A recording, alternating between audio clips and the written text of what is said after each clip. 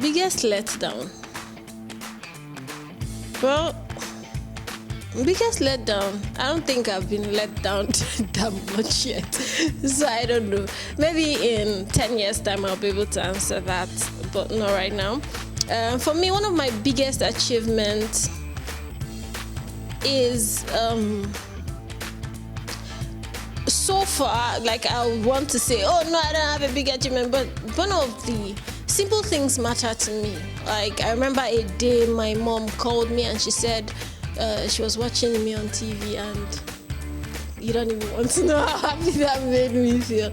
So I think being able to help her see me on TV, being able to do that, I think it's one of the biggest achievements I have had so far.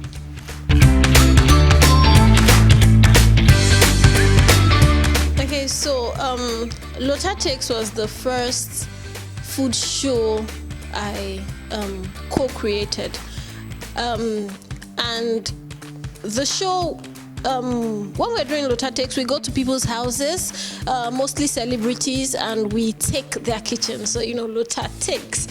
So for instance, we've taken Adekunle Gold, we've taken Olori Supergirl, we've taken Cess. We've taken a couple of people, and we're already working on a second season. And then there's Chow Files, Lota's Chow Files. It's one of the other shows that are coming.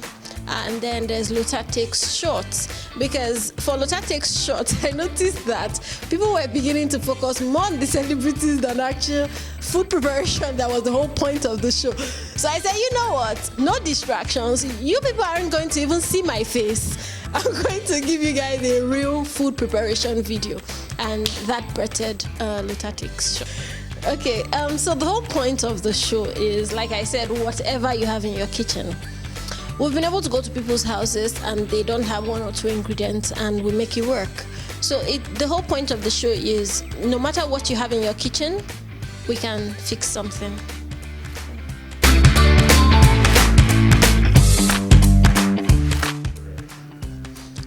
As an actor, I like to look at the positives. You know, there are a lot of negative things that we can say, but I'll just stick to the positives. As an actor, the internet has given you an opportunity to push your brand by yourself. You know, you have the ability to post your videos, your work, post it to a huge fan base, and you do not need to wait for people to promote you. You have that leverage to promote yourself. So I think for me, that's one of the things that the internet has done for us. And also, there was a time when if something happened, you couldn't share your own side of the story. But the internet has made it easy for everybody now to be able to share their side of any story that is coming out. You at this point, you have the ability to channel your own narrative and direct it in whatever way you want it to go. So the internet has done well for us. You know, everything is easier now. Everything is, like I said, it helps you control your own narrative. So you get to decide how you want your narrative to go, but it's a very fickle thing. It's a thin line. It's everything that has an advantage has a disadvantage. So while it's pushing your brand out there, it's also pushing you into people's faces, and it could go either way. So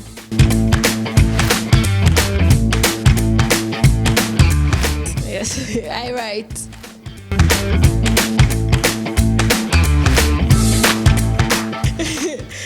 Long time ago. You know, when growing up, my mom used to tell me a lot of stories. Growing up, you know, the tortoise and the lion and the this and the that. And I remember when I got into secondary school, and in my school we used to have this during the long break before you go for the lesson, we had these 30 minutes where everybody would be in class and they would say storytellers come out and say a story. And I used to tell a lot of stories, you know, mostly the ones that my mom told me. Then I'll add a little pepper and salt, you know, just come out and say it. And I think that's where the the desire to tell stories came from. And from there I started writing.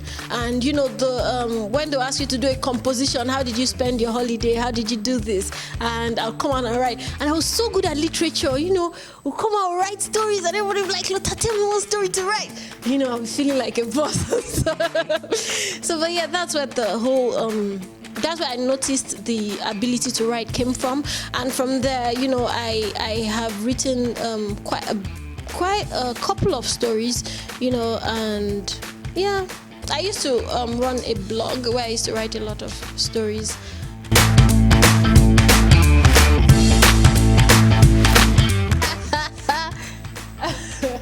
Let me think. Wait. If I ask the questions, will I be asked them back? What's your greatest tragedy? Or are you happy? You know, things like that. Nobody really asks you that. So maybe stuff like that.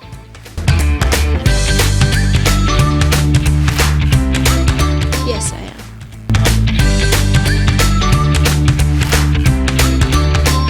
I knew it.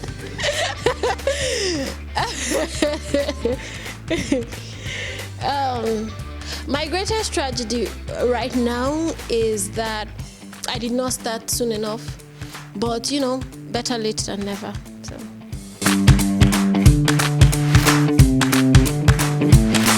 Well, everybody deserves a voice. Everybody deserves to be heard. So, kudos. Good. Nobody should be sexually harassed, whether male or female. Nobody should be sexually harassed. So, yeah.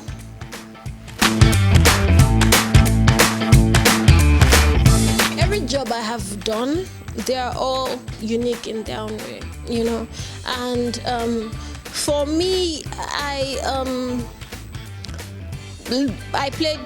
play Kiki in Jennifer's Diary, and that has been one of those jobs that have brought me in people's faces, and now everybody knows, oh, Kiki, and then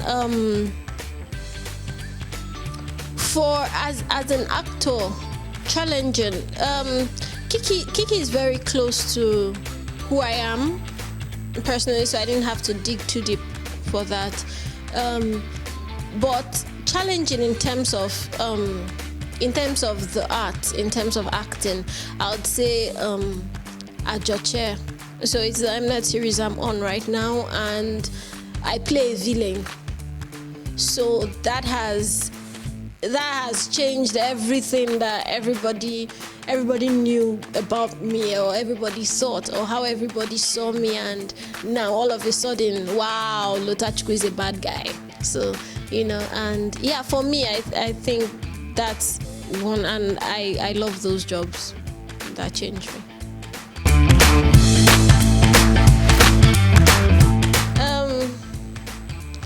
Man, there's so many actors right now that are really, really good. I've worked with almost other Peter Doche, Chiweta Loago, Olu Jacobs. Even those are our fathers.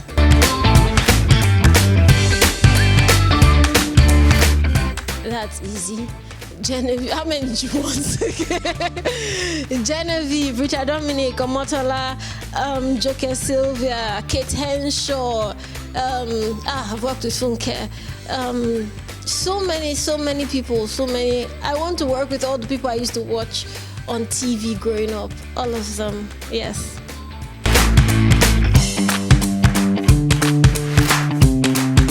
She's amazing. She is Superman. Literally, she is everything on set. She is your mom, she's your friend, she's assistant makeup, she's assistant costumier, she's assistant this, she's assistant that.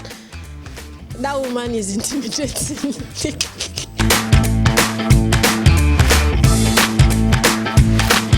I'll shout someone out and the person say, but you did not shout me out. That's easy. Myself, for putting in the work and being focused and getting us here. For God, for helping me focus and for helping me get here. For my mom. Shout out to my mom. And I have such an amazing team, I cannot even begin. To my team, the entire Zebra Stripes, thank you guys. And yeah, that's it.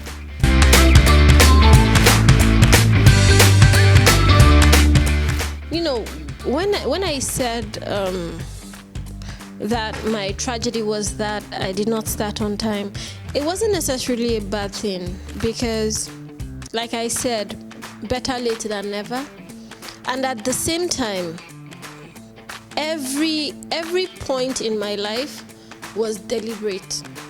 I honestly do not know where or who I would have been without all the mistakes I've made. And every single wrong turn has led me here. And I think any advice I'll give to anybody is be patient and trust God. At the end of the day, you have to keep focused and know where you're going. You have to know where you're going. You might not know how you get there, but you have to know where you're going, because if you do not know where you're going, you go anywhere. So you have to know where you're going and know the things that you have to do to get there, even if you do not know how to get there. I mean, at every point, you need to know, okay, this is where I'm going. And if I do this thing, it might cost me where I'm going. So you have to know what you can and cannot do. Even though it will mean some great personal sacrifices, and it will mean you probably, but just focus and just trust the process and trust God. And trust me, it will all turn out in the end very well.